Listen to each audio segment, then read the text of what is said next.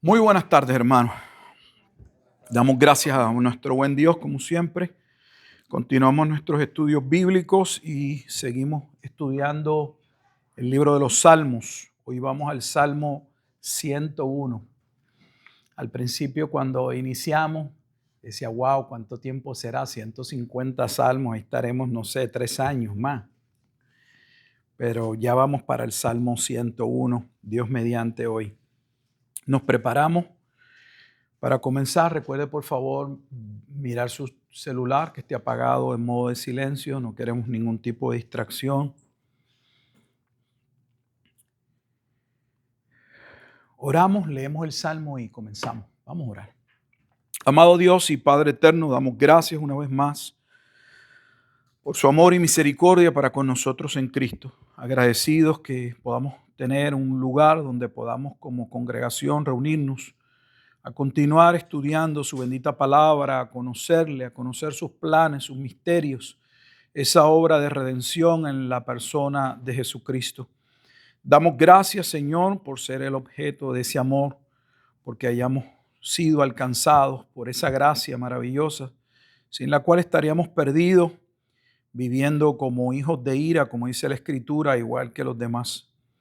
Permítanos, oh Dios, en esta tarde que su palabra una vez más nos edifique, nos afirme, nos confronte, nos ayude, oh Dios, a alinear nuestros pasos conforme a su bendita palabra. Que mientras Jesucristo sea exaltado, no solo su iglesia sea edificada, sino que aquellos que todavía faltan de proceder al arrepentimiento de los pecados y a la fe en el único mediador entre Dios y los hombres, Jesucristo, que puedan ellos, Padre Santo, proceder según su bendito evangelio y la obra gloriosa, eficaz de su Espíritu Santo, obrando en sus corazones y llevándolos, Señor, al Salvador. Damos gracias como siempre en todo y por todo, pues es en Cristo Jesús en quien oramos y damos gracias. Amén. Vamos a darle lectura al Salmo 101, desde el Salmo 92, y no es que ahí fue el primer salmo, pero llevamos una serie de salmos que parte de lo que hemos visto es que Dios merece y debe ser alabado. Debemos cantar de la grandeza de su nombre y este salmo no queda fuera, forma parte de ese cántico, de esa alabanza, de esa expresión de adoración hacia nuestro buen Dios. Dice el Salmo 101, versículo 1, misericordia y juicio cantaré. A ti cantaré yo, oh Jehová. Entenderé el camino de la perfección cuando vengas a mí.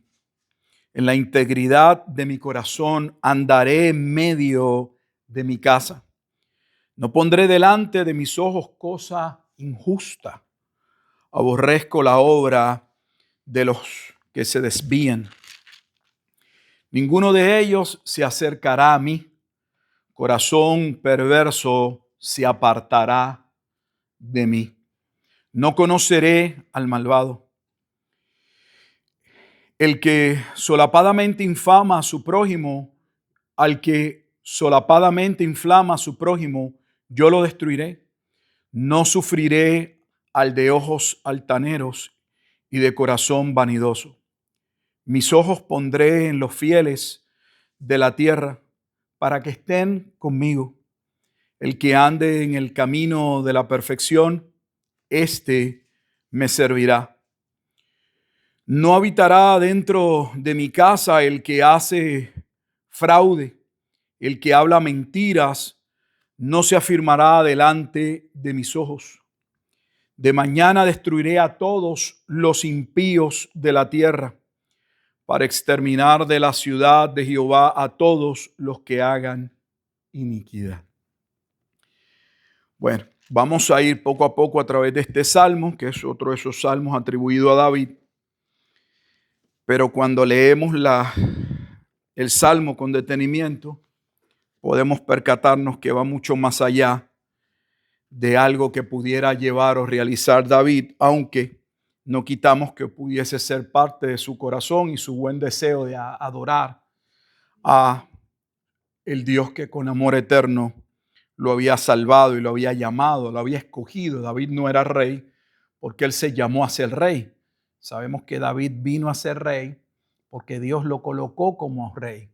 Lo trajo de un rincón donde nadie lo conocía, ni aún su propia familia, y lo colocó Dios en la posición en términos de autoridad más alta que Dios le podía conferir dentro del pueblo en términos de la administración, porque sabemos que en aquel momento de la historia habían tres ministerios importantes en el contexto histórico. Estaba el rey, estaba el profeta y también estaban los sacerdotes. Cada uno jugaba un papel primordial.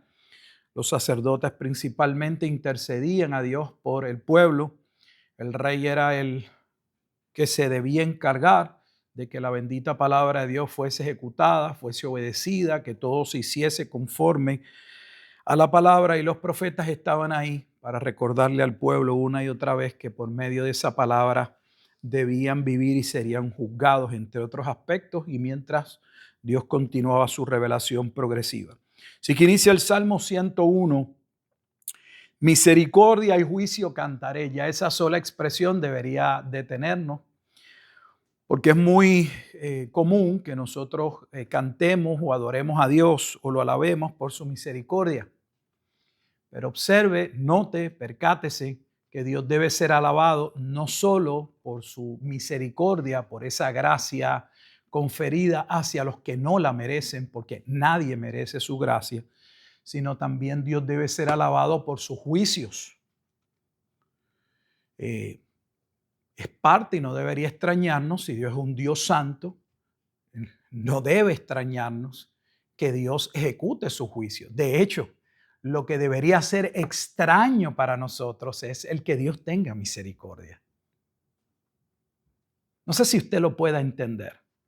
Lo normal dentro del aspecto de la divinidad, del Dios que se revela en la Escritura, es que los que han pecado sean enjuiciados, paguen conforme a sus delitos y sus obras, porque eso es lo que merecen. Ese es el resultado, esas son las consecuencias. Lo que no es normal es que Dios perdone a alguien que merece juicio. Sin embargo, es lo que tenemos muchas veces en la Escritura, obviamente con aquellos que en su gracia Él llama. Así que Dios debe ser adorado tanto por ese carácter misericordioso, sino como también por su juicio. Uno de los salmos que está asociado a la promesa que Dios le dio a David, que es el Salmo 89 y el Salmo 132, lo he dicho en múltiples ocasiones. Si usted observa en el Salmo 89 hay una similitud de cómo inicia el Salmo 89:1. Dice: la misericordia de Jehová cantaré perpetuamente, de generación en generación haré notoria tu fidelidad con mi boca, porque dije, para siempre será edificada mi misericordia. En los cielos mismos afirmarás tu verdad. Así que esa introducción del Salmo 101 está muy asociada al inicio del Salmo 89, pero también podemos ver una afirmación o un panorama semejante donde Dios es alabado por sus juicios en Apocalipsis capítulo 19. Le invito a deje su Biblia marcada. Vamos a regresar a el Salmo 101, pero en el capítulo 19 del libro de Apocalipsis encontramos lo siguiente. De hecho, llevo una perícopa, llevo un encabezado, un título arriba del capítulo 19, alabanzas en el cielo. Y esas alabanzas en el cielo es porque Dios ha juzgado, ha destruido la ciudad ramera. Dice el versículo 1 de Apocalipsis, capítulo 19: después de esto oí una gran voz de gran multitud en el cielo que decía, observe los ángeles lo que cantan: aleluya, salvación y honra y gloria y poder son del Señor Dios nuestro. Los ángeles y los santos que dentro de este libro se encuentran en la presencia de Dios, como lo hallamos en el capítulo 6.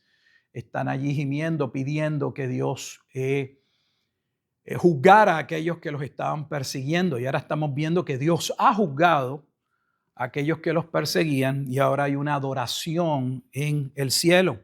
Y la adoración es porque el versículo 2 lo dice con toda claridad. Porque sus juicios son verdaderos y justos.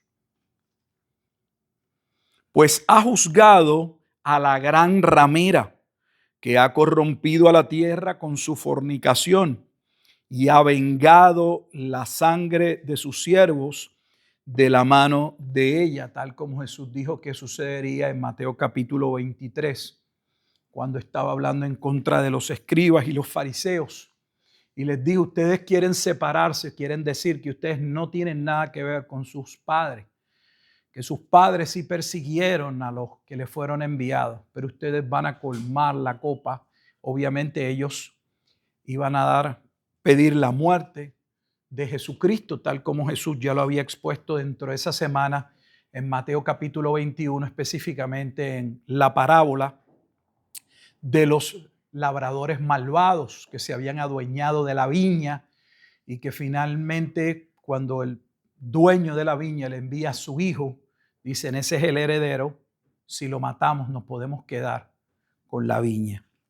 Así que hay alabanza en el cielo, no solo por la misericordia, por esa salvación que Dios lleva a cabo, sino también por su justicia. Ahora, hay un aspecto que debemos atender teológico dentro de la salvación, dentro del marco de la soteriología, que yo lo he comentado en ocasiones, y lo hago porque muchas veces no se presenta con claridad.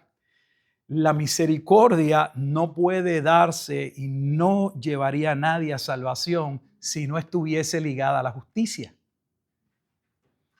No está alabando a Dios por dos cosas diferentes. No es que Dios tiene justicia en un momento dado y para salvar decide no tener justicia. Eso no es lo que sucede. Para que Dios pudiese salvar a los que iba a salvar, para que Dios pudiese tener misericordia de los que iba a tener misericordia, su justicia tenía que ser satisfecha. Para que ustedes vean cómo nuestra teología es corrupta, es deficiente, le falta.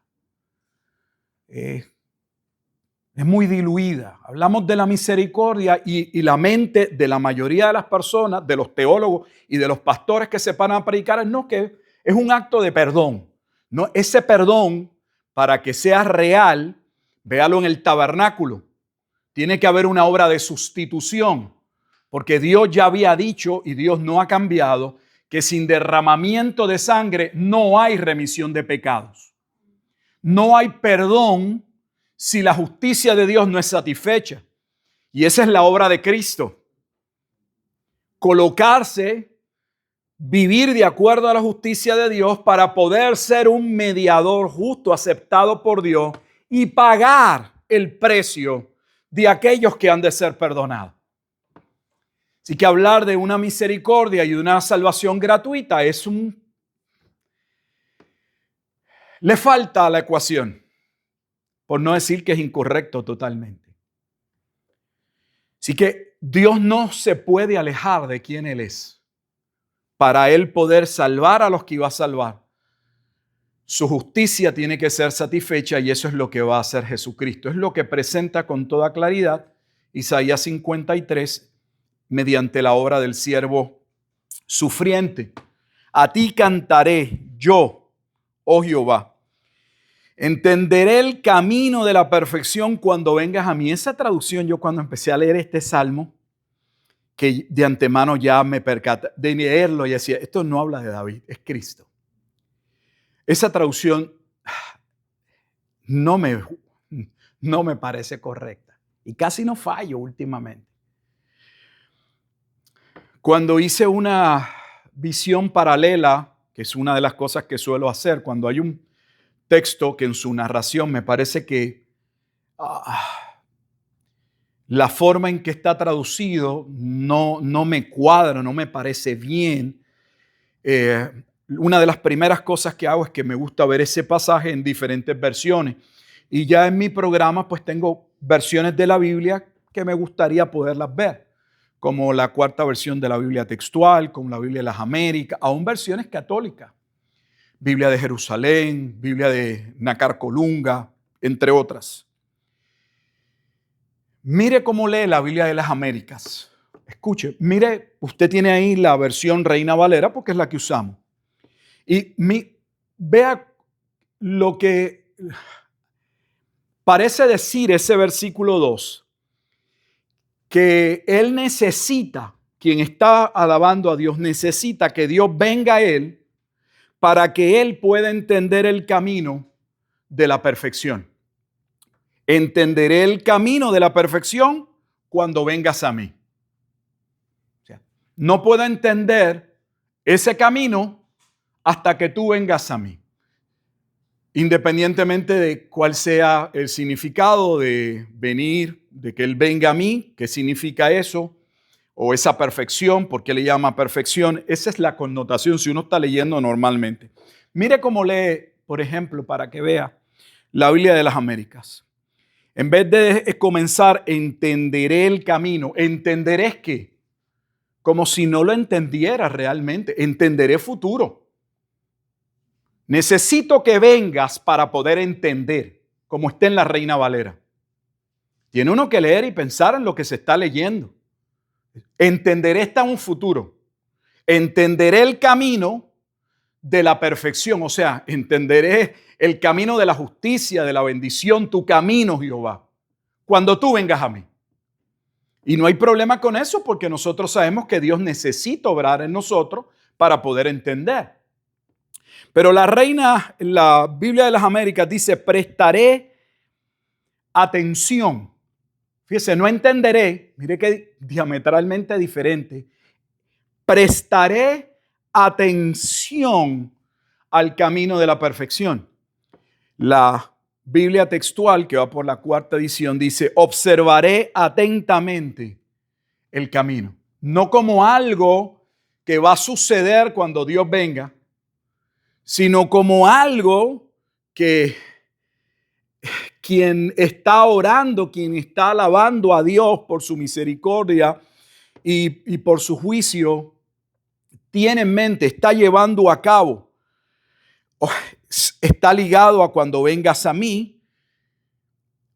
Así que por eso algunos piensan que aquí está David y sabemos que no estamos quitando que David no haya sido el autor, pero David no puede llevar a cabo o no llevó a cabo todo lo que está en el Salmo 101. Quien único puede cumplir con lo que está en este salmo, y vamos a ver todos los puntos, solo podría ser el Hijo que vendría por medio de David. Así que él está alabando a Dios por sus juicios y su misericordia, y lo que está diciendo, Señor, para poder vivir en tus caminos, para poder mantenerme en el camino de la justicia, de la verdad, necesito que vengas a mí. Mire cómo lee la Septuaginta, o sea, la versión que se supone fue tomada de nuestros textos del Antiguo Testamento. Y en ocasiones hay unos cambios que... O los textos que estamos usando nosotros en el Antiguo Testamento no son tan antiguos como nos han dicho y no son el reflejo de los manuscritos originales. La Septuaginta lee de esta manera. Es la versión de los 70, es la versión que se traduce el Antiguo Testamento más o menos a mediados de el 240 y 50, 2 siglos y medio antes de Jesucristo. Dice, permaneceré en el camino intachable. Mire lo que dice, no como algo que va a alcanzar, sino como en algo que Él se mantiene. Permaneceré en el camino intachable, o sea, de la perfección. Y luego hace una pregunta. ¿Cuánto tiempo has que te presentarás a mí? En la integridad, continúes ese versículo 12, en la integridad de mi corazón andaré en medio de mi casa. Esa casa es la casa de David, esa casa es el templo. Está diciendo David, está solo David apuntando o señalando cómo él quiere conducirse en su casa, y obviamente sería mucho más que su casa, sino su reinado. Está diciendo David, esto es lo que yo me he propuesto, los que están cercanos a mí en mi casa, cómo yo he de vivir. Dice, he de vivir en la integridad de mi corazón. Andaré vivir. ¿Qué es un corazón íntegro? Para empezar, ninguna persona sin la gracia de Dios tiene un corazón regenerado. Pero cuando hablamos de algo íntegro, estamos hablando de algo que tiene todas sus partes. Alguien íntegro es una persona que se muestra tal como es, que en lo que hace está completo, que no esconde cosas, que no, lo que hace lo hace con claridad, lo que cree y lo que hace van de la mano. Es íntegro, está íntegro, no hay elementos separados para ajustarse a un momento. La persona está completa en lo que hace. Es íntegro, íntegro de corazón. En la integridad de mi corazón andaré en medio de mi casa. Cuando uno lee el Salmo 101 y continúa la lectura específicamente hasta hacia el Salmo 102, que no lo vamos a cubrir hoy, esa casa es el santuario en el versículo 19, que también está asociado a la tierra, el lugar donde Dios mora. A la ciudad, abarca mucho más que la casa de David.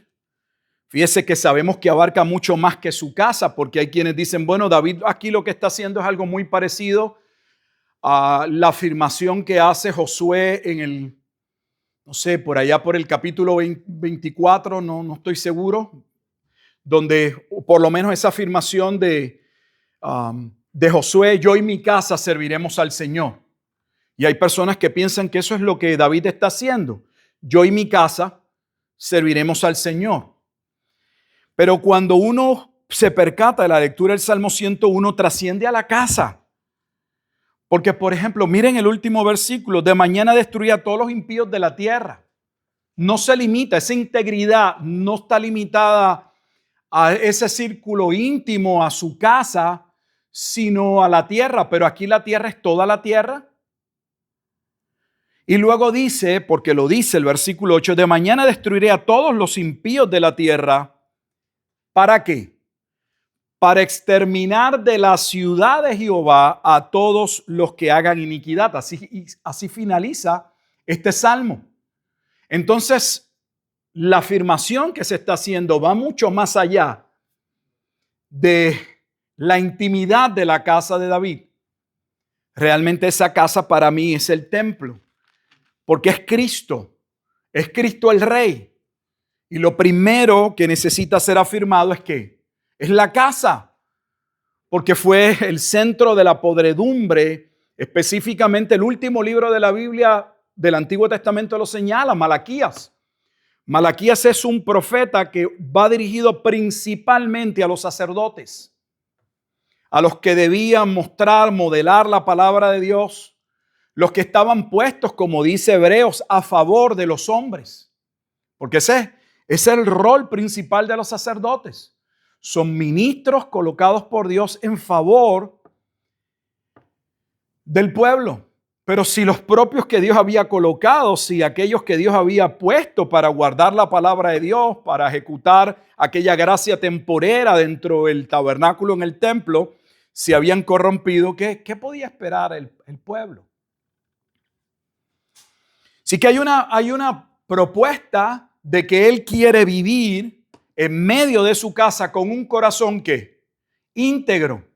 Ese es el corazón, si lo quiere ver más sencillo, ese es el corazón. Por eso le digo que es sencillo y no es sencillo. Ese es el corazón con el que Dios le pidió al pueblo: me debes amar con todo tu corazón, con toda tu mente, con toda tu alma, con todas tus fuerzas. O sea, con todo tu corazón, no con una parte. Por eso es que es íntegro. Requiere todo.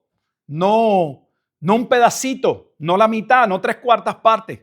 Todo nuestro corazón. Y la pregunta es, ¿se evidencia en lo que nosotros hacemos, en cómo vivimos, que nuestro deseo, nuestro corazón, nuestras intenciones, nuestros anhelos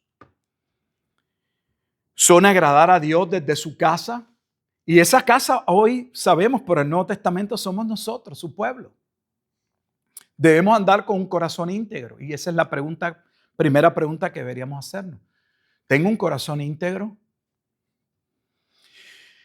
Hay varias disposiciones, además de esa integridad, de alejarse. No solo hay cosas que debemos hacer, hay cosas que no debemos hacer, cosas donde no nos debemos comprometer. Dice, no pondré delante de mis ojos cosa injusta. O sea que aquí está mostrando, si queremos ver la integridad, esta es una de las maneras de demostrar la integridad. El hombre íntegro no se compromete con lo que es ¿qué? Con lo que es injusto. Parece ser algo diferente, pero no es una muestra de ese deseo, de ese andar en la casa de Dios.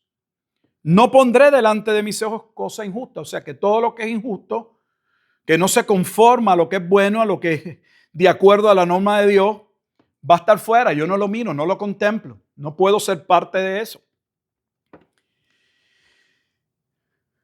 Mire el versículo 3, luego dice, aborrezco, una palabra fuerte, aborrezco la obra de los que se desvían. Ninguno de ellos se acercará a mí. Aborrecemos nosotros el andar y la vida de aquellos que viven contrario a Dios. ¿O estamos tratando de confabularnos y por amor a, no sé, al hermano tal, a la hermana Tatita, a Juanita? Porque es que Dios nos mandó a amarnos. Ese amor significa que lo que está mal, que lo que debemos aborrecer, no lo podemos aborrecer porque es que el amor está por encima de todas las cosas. Eso es lo que uno oye todo el tiempo. Usamos el amor como un elemento para justificar lo injustificable.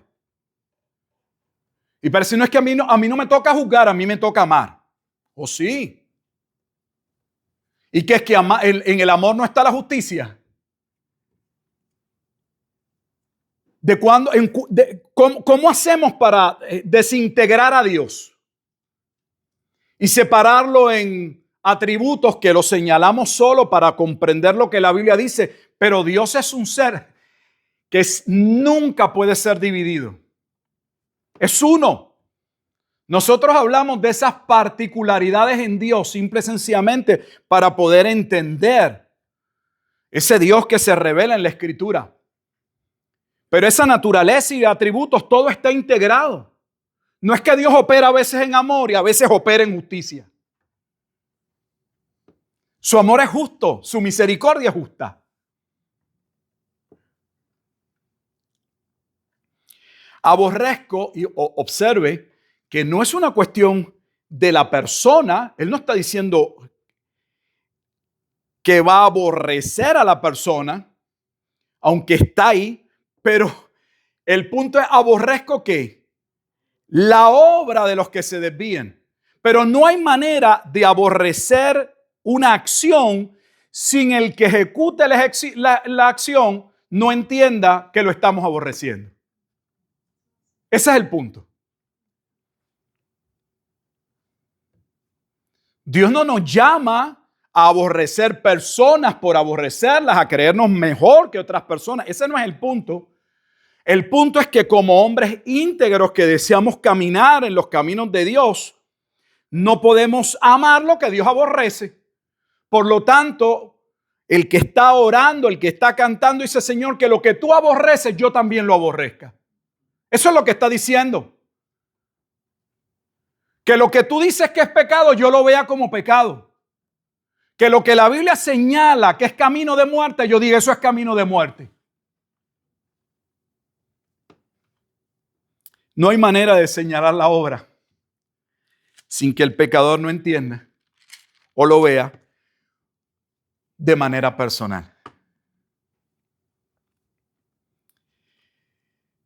Cuando ese hombre vive en integridad, esa mujer, esa familia, se cumple la última parte del versículo 3. Usted no tiene ni que forzarlo. Se alejan de usted. Si usted atrae a los pecadores, hay algo mal.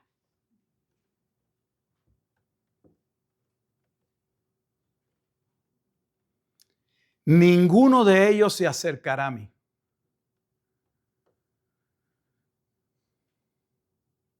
Hay un problema cuando el pecador puede sentirse cómodo viviendo con alguien que dice que ama a Dios y que busca a Dios. Hay un problema ahí. Hay un problema. Porque el pecador debería sentirse incómodo. ¿Por qué? Porque usted está buscando entrar en pleito, tener alguna situación. No, porque el estilo de vida de un creyente, sus acciones, lo que dice, lo que ve, lo que habla, no le va a gustar al hombre que no es de Dios. No son temas de conversación para él. Usted está viendo algo, ese no es el programa que esa persona quisiera ver. Usted decide y esa no es la decisión para esa otra persona correcta. Pero si usted puede vivir con un pecador, normalmente ese pecador o esa pecadora a veces están contentos con usted, hay un problema. Sin embargo, eso no es el pensamiento de las personas. El pensamiento general de la iglesia es que en la medida en que usted es un cristiano maduro, la gente va a querer estar cerca de usted. Porque se va a ver en usted irradia ese amor de Cristo y todos van a querer estar cerca de usted. Pues sabe que la Escritura no confunde una cosa con la otra, porque todos los que querían vivir impíamente odiaban estar cerca de Jesús. El hecho de que la Escritura diga que había fariseos, pocos, pero en su mayoría prostitutas o los que fueran, que se acercaban, eran personas que por la gracia de Dios, Dios los atraía a Cristo. Pero en el plano normal y natural, Jesús no atraía a la gente. No los atraía. No los atraía. De hecho, si usted quiere ver cómo pensaban de él y cómo querían destruirlo, solo tiene que mirar la última semana del ministerio de Jesucristo. Como cada partidario fueran los fariseos o los saduceos, cada uno desde su plataforma buscaba utilizar su sistema para hacer preguntas, cuestionamientos y ver cómo colocaban a Jesús en una situación difícil, en conflicto principalmente, si se pudiera, no solo con sus compueblanos, con Roma.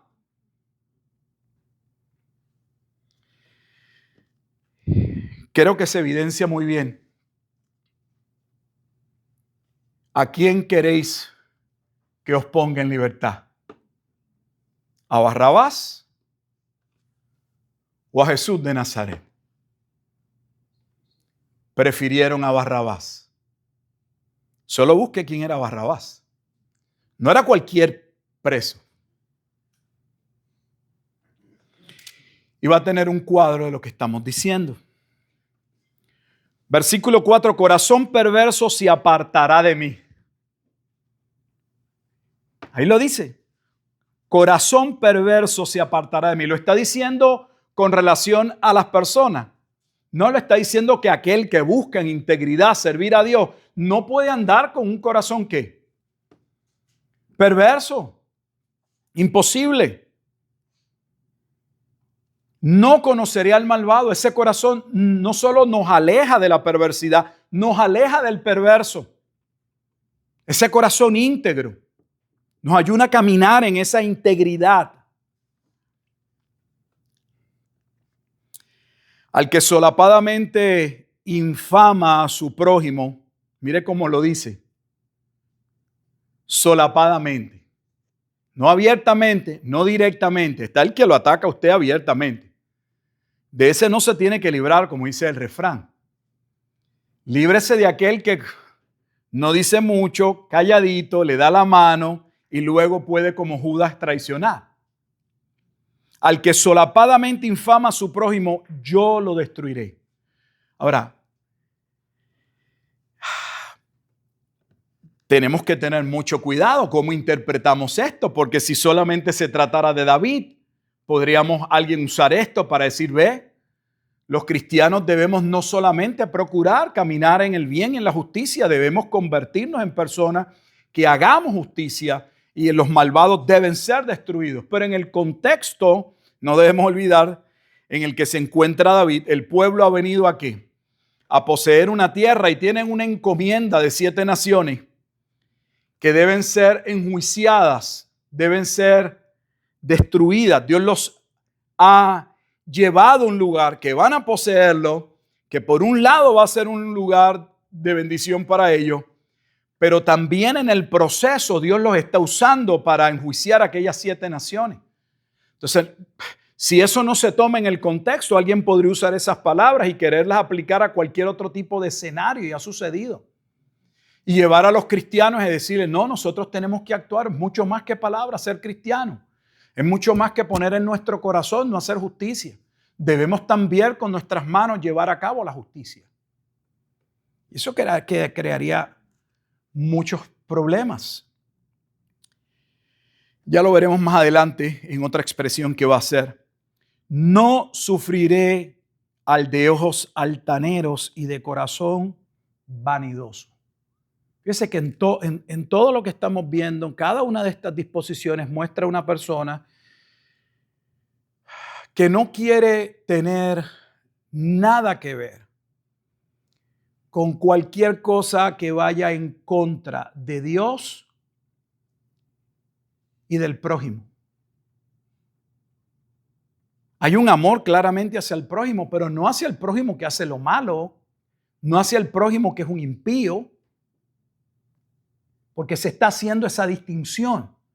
Por un lado está diciendo, no es correcto, no está bien participar, apoyar a personas que se dedican a destruir a otras personas. Hay un respeto, hay una valía entonces por los otros seres humanos. No está tomando a todos los seres humanos como que deben ser destruidos. No sufriré al de ojos altaneros, o sea, se cree superior. Ese hombre o mujer vanidoso, vanidosa. Mis ojos pondré en los fieles de la tierra, versículo 6. ¿Es David o es Cristo? Mis ojos pondré en los fieles de la tierra. Ahora, estos fieles de la tierra, ¿es que hay fieles en la tierra? Porque ya hemos visto que ese es uno de los problemas interpretativos cuando se toma un salmo desasociado, desconectado, pues de todos los salmos y del resto de los otros libros de la Escritura. Porque este es el libro del cual sale la doctrina principalmente de Pablo en Romanos capítulo 3, lo hemos dicho, de la depravación del hombre. Los salmos bajo ninguna circunstancia enseñan que los hombres amamos a Dios y que queremos seguir el camino de Dios, todo lo contrario. Señala que los hombres son contrarios a Dios. Desde el Salmo número 2.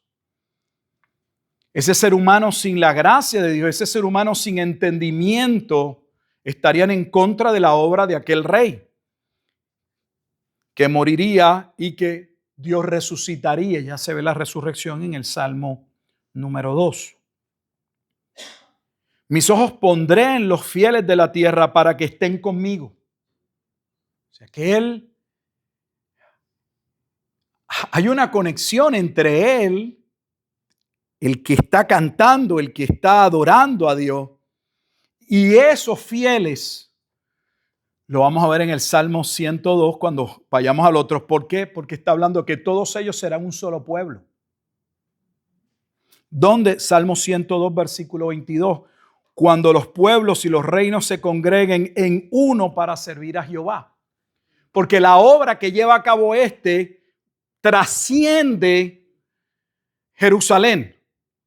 En el Salmo 102 vamos a ver que abarca y trae salvación a las naciones. ¿De quién es la obra que abarca y trae salvación a las naciones? No era la obra de David. Es la obra de Cristo, es en la simiente. Génesis 12:3, que serían benditas todas las familias de la tierra. Para que estén conmigo. El que anda en el camino de la perfección, este me servirá. Así que no podemos servir a Dios si no andamos, ¿qué? en su camino. En su camino es su voluntad. En el Nuevo Testamento, caminar en la voluntad de Dios es caminar de manera correcta, madura.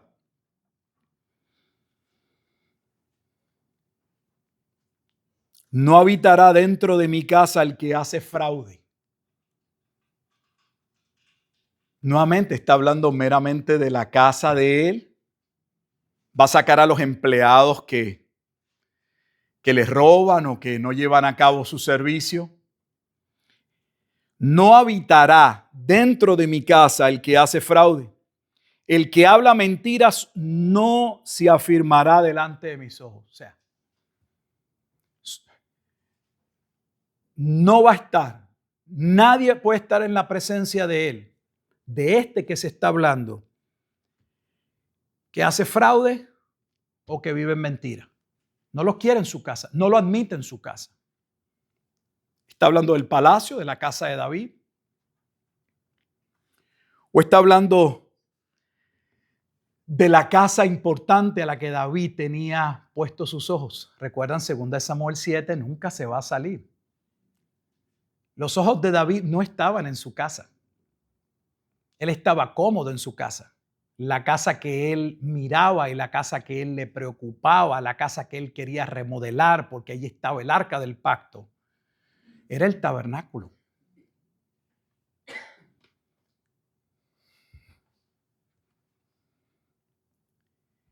¿Qué obra va a llevar este rey que luego dice 8, versículo 8?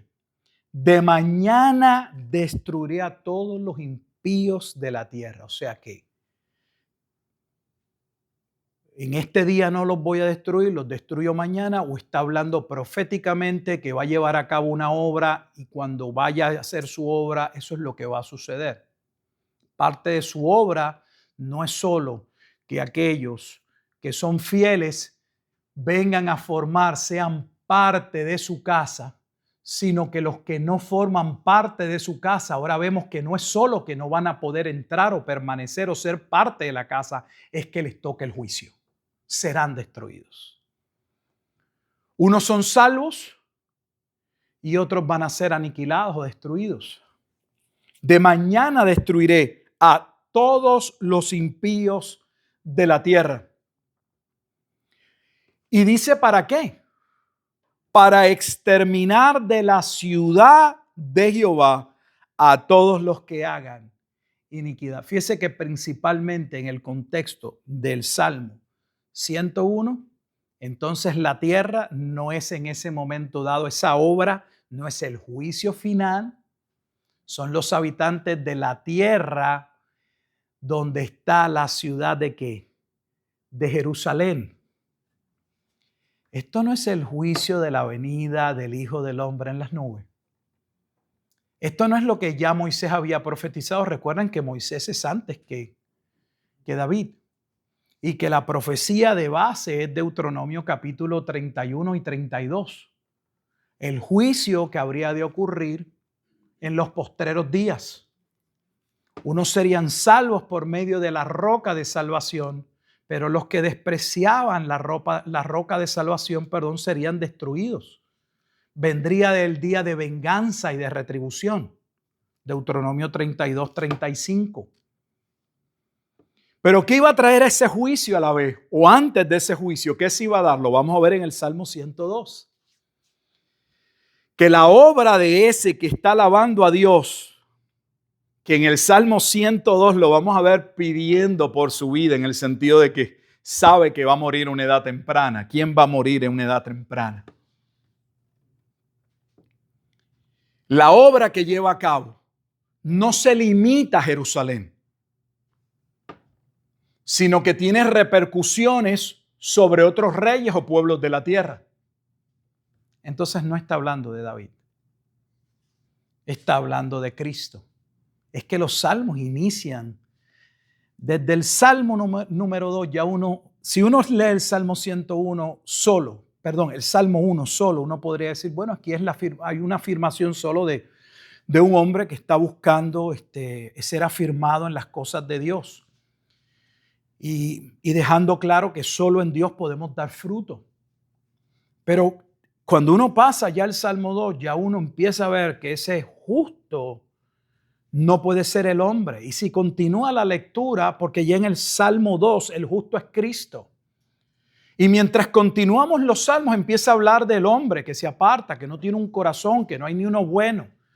Entonces, si no hay ni uno bueno, entonces ¿cómo puede haber uno justo en el Salmo 1 que no sea Cristo? Por eso cuando hacemos interpretación, cuando leemos la Biblia, necesitamos leerlo completo. Estaba esta mañana en algún momento hablando con Gilberto, hijo. Me estaba contando, papá, estoy leyendo Génesis. Y ya él quería tenía preguntas de Génesis 6. ¿Quiénes son esos? Y la destrucción y del arca. Y predicó realmente. ¿Por cuánto tiempo predicó Noé? ¿Es cierto eso que dicen los predicadores? Que él los animaba o los llamaba a que entraran al arca. Él decía, hijo, con calma ya. Trata de proponerte leer Génesis completo. Posiblemente no lo vas a poder leer en una sola leída, porque una leída de Génesis dura aproximadamente unas 3 horas o más. Los 22 capítulos de Apocalipsis tardan por lo menos 1 hora 10 minutos. Solo Apocalipsis. Entonces, tómate tu tiempo y léelo. No trates de entender todo el cuadro, salud. Concéntrate, mira la historia, ve viendo el hilo conductor, ve viendo cómo se conectan las cosas, cuál es el pensamiento. Hay cosas que las vas a entender mientras continúes, como cuando usted está viendo una película. Y de momento hay un detalle que usted quisiera al momento poder que alguien le diga. Y si hay alguien que ha visto la película, a veces empieza, no, esto es lo que va a pasar. Y el otro dice, cállate la boca, deja que lo vea. Pasa con la escritura, nos queremos adelantar. Si hay algo que necesitamos, está más adelante. Pero como somos vagos, como no queremos leer, como a veces no hay el interés, queremos inmediatamente que alguien nos resuma, nos cuente. Nos queremos adelantar. Necesitamos primero entender el cuadro general y entenderlo bien. Porque esos detalles tienen que ser interpretados dentro de ese cuadro. Fuera de ese cuadro, la interpretación va a ser equivocada. Así que nunca se parte de lo particular, se parte de lo general. Y de lo general se va a lo particular. Este es Salmo 101, cuando uno lo mira dentro del contexto y lo que hemos estado viendo, habla más que una disposición que podría tener claramente David con un hombre llamado por Dios de querer servir a Dios con integridad. No quitamos eso.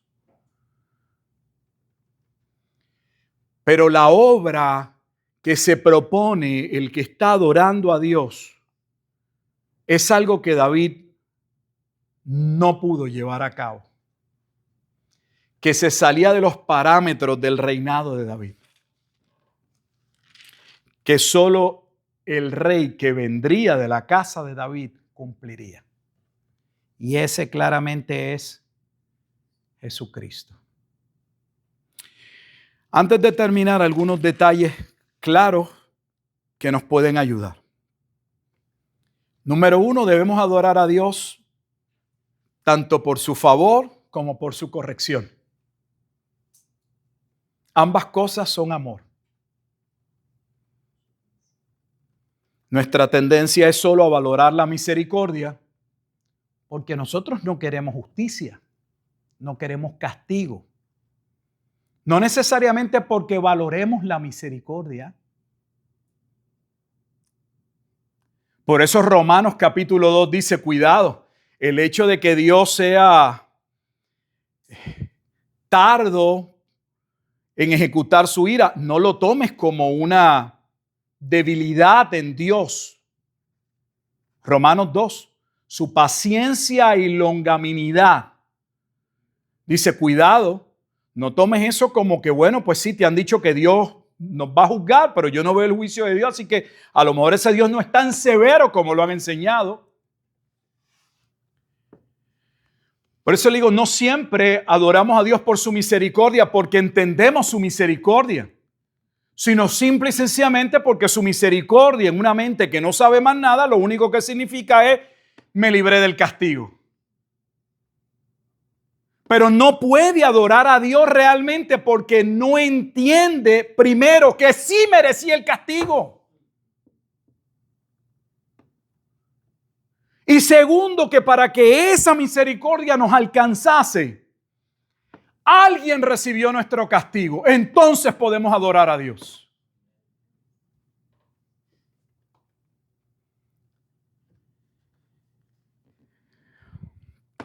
Dios demanda de sus hijos integridad de corazón. Y ya vemos que la integridad de corazón está planteada en términos prácticos. ¿Qué es eso de vivir una vida íntegra delante de Dios? Pues aquí dice que una vida íntegra delante de Dios comienza por mi casa. Nuestra atención casi siempre se ubica en otro, porque el problema es otro. No, el problema soy yo. Y al primero que tengo que arreglar, al primero que tengo que mandar a alinear, es a mi carro, es a mí, soy yo. No puedo corregir lo que está desalineado en mi vida. Y el que está adorando se propone continuar viviendo en ese camino de perfección y está ligando el camino de la perfección a un corazón íntegro delante de Dios. Pero un corazón íntegro no es algo superficial. Un corazón íntegro es un corazón, número uno, que huye de lo que es injusto, que aborrece todo aquello que va en contra de Dios, que se aparta de ellos. Un corazón que se dispone a no dar espacio a la perversión.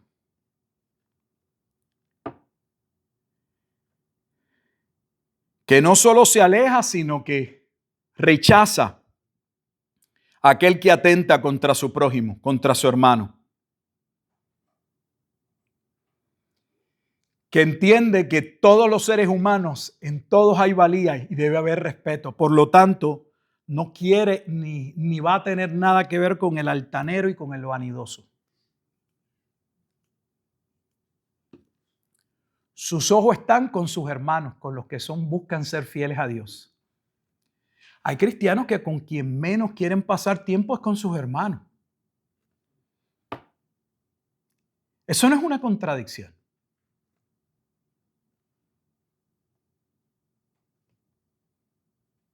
Porque usted podría tener razones para alejarse de su familia carnal. Pero alejarse de los hermanos en la fe. Mis ojos pondré en los fieles de la tierra para que estén conmigo.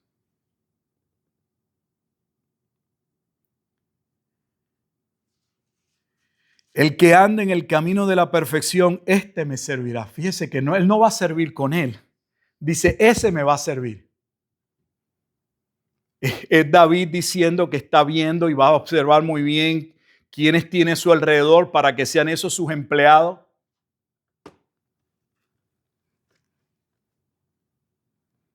Es Cristo. No habitará dentro de mi casa el que hace fraude, el que habla mentiras. No lo puedo ver bien delante de mis ojos. Hay personas que pueden ver que otros hacen lo que sea y para ellos como que eso no es problema. ¿Cómo que no es problema? Debería causarte problemas. Si tus ojos están viendo algo claramente que es injusto, que es malo, no puede, bueno, es que como no es conmigo, no tengo problema. Pero el que está hablando sí tiene problema. Y finalmente dice, no solamente nos muestra dónde está su compromiso, dónde están sus lealtades,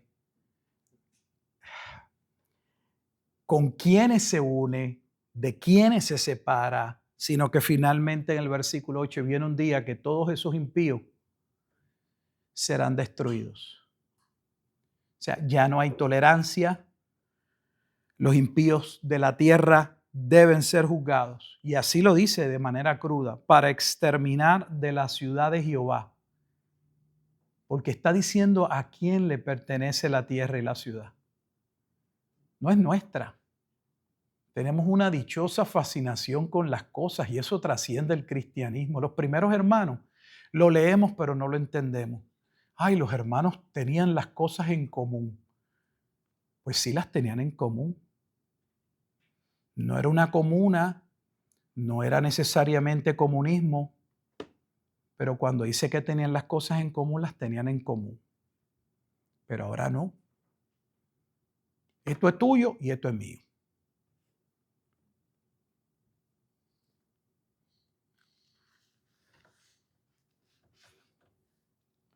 Dios nos ayude a meditar a través de este Salmo 101. Que debemos adorar a Dios por su misericordia y por su juicio. Y que nuestro corazón no se asemeja al corazón de Cristo todavía. La verdad es que uno lee eso que está ahí y aunque suena glorioso y suena maravilloso, sigue siendo para todos nosotros algo a lo que continuamos aspirando y buscando vivir. Porque el único que puede vivir de esta manera y ha vivido de esta manera es Cristo. David no vivió de esa manera. David tuvo sus momentos y lo sabemos porque la Biblia lo plantea, que no fue íntegro, que mintió. O sea, aquí hay cosas que están claramente en el Salmo 101, que si uno piensa que solamente está hablando David, David no las cumplió en su vida. Y lo sabemos, no solo porque la Biblia en términos generales dice que ningún hombre puede amar a Dios por sí solo, con todo su corazón, con toda su mente, con toda su alma y con toda su fuerza. Porque cuando eso se plantea en la Escritura, no se plantea, y lo hemos dicho, para dejarle saber al hombre lo que él puede hacer. Es todo lo contrario. Para decirnos que la expectativa de Dios no cambia, se mantiene allá arriba y nosotros no damos. Lamentablemente, una parte de los judíos, o casi todos, y otros sectores del cristianismo, cuando contemplan los mandamientos, lo ven como aspiraciones santas que ellos pueden tener y alcanzar, porque si Dios ha dicho que ellos pueden llegar ahí, ellos pueden llegar ahí. Cuando Dios lo coloca allá arriba, solo para decirnos que es que Él no cambia, Él no puede bajar el nivel. Él no es el maestro de escuela que se percata que los estudiantes no dan el grado y que no quiere reprobarlos a todos y luego cambia la curva o hace algo y les manda algún proyecto, algún trabajo para sumarle unos puntos y que no se cuelguen los que estén allí. Dios no puede hacer eso. Su expectativa es inamovible. Y queda allí precisamente en esa posición para que nosotros, por la gracia de Dios, podamos ver, yo no llego allí. No hay manera de yo alcanzar eso. Pero es precisamente en ese proceso, cuando Dios obra, que nos lleva entonces a decirle a Dios, Señor, no hay manera de que yo pueda ser salvo. Solo tú puedes obrar y perdonarme. Porque el mero hecho de mirar dónde está tu justicia y dónde está la mía, ya estoy condenado. Pero no solamente estoy condenado, no tengo posibilidad de salvarme. Si he de ser salvo, solo tú, oh Dios, puedes salvarme. Y es precisamente lo que la Escritura dice, que un corazón contrito y humillado. Fíjese que Él dice que Él se va a alejar de los hombres que... Este que estaba alabando a Dios, claramente dice, yo me alejo de aquellos que altaneros y vanidosos. Y la ley de Dios precisamente lo que hace es que nos confronta con nuestra incapacidad para que, viendo nuestro estado por la gracia de Dios, podamos ir en arrepentimiento genuino y decirle a Dios. En la escena Jesús lo dijo de manera tan clara cuando puso a aquel fariseo y al publicano. Yo no creo que haya un mejor cuadro para ilustrarlo y termino. El fariseo entiende que él conoce la ley y que él puede alcanzarla. Y le da gracias a Dios porque él cada día está más cerca de cumplirlo todo. El publicano mira la ley y lo único que puede hacer: ten misericordia de mí, oh Dios, que soy un hombre pecador. Y cuando Jesús dio esa historia, dijo: ¿cuál de los dos hombres creen que se fue justificado? ¿A cuál de esos dos hombres Dios miraría con misericordia? ¿Al fariseo o al publicano? La pregunta es, y voy a orar, ¿cuál de esos dos hombres está asociado con nuestra vida? ¿Somos más del lado de los fariseos o estamos entendiendo que realmente somos y deberíamos ser como ese publicano? Vamos a orar. Amado Dios y Padre eterno, damos gracias por este tiempo, este espacio, este momento en que podemos ir abriendo las Escrituras e ir meditando en esa obra gloriosa de Jesucristo. Claramente el corazón que vemos en el Salmo 101 es ese corazón de ese hombre que busca a Dios en integridad, que busca a Dios en todas las cosas, que quiere ver a Dios en todo, y donde Dios no está, Él no puede estar. Oh Dios, pero ese no es siempre nuestro corazón. Somos fáciles a desviarnos, a corrompernos, en nuestra ignorancia, a no querer ver o no ver, o erramos en tantas maneras, oh Dios. Pero comprendemos que el nivel de lo que tú pides no cambia, porque tú no cambias. Por lo tanto, la única manera en que hombres pecadores como nosotros podían ser reconciliados con un Dios santo, que demanda y requiere obediencia completa, íntegra, no en algunas cosas, sino en todas las cosas, sería única y exclusivamente por medio de Jesucristo. Y damos gracias, oh Dios, porque si hemos entendido en parte el Salmo 101, sabemos que merecíamos haber sido destruidos. Que si somos llamados y contados como parte de esos fieles, de esos que ahora son llamados a servir al Mesías, al Cristo, es porque en tu gracia, tú, oh Dios, nos has perdonado y te has propuesto en la salvación, desde el inicio de esa salvación y de ese plan, transformar nuestro corazón. Y aunque todavía no vemos esa obra completa en ninguno de nosotros, la Escritura ciertamente dice que es ahí principalmente donde tú obras y continuarás obrando hasta el día en que nuestros corazones, Señor, conforme a tu revelación y en la segunda venida de Jesucristo, sean hechos, sean completamente transformados para poder amarte como tú mereces ser amado, para poder honrarte como tú mereces ser honrado. Mientras tanto, Señor, como dice 1 de Juan capítulo 3, todo aquel que tiene esta esperanza en Él, en Cristo, debe aspirar y continuar buscando esa vida de santidad. Ayúdanos, oh Dios, en un mundo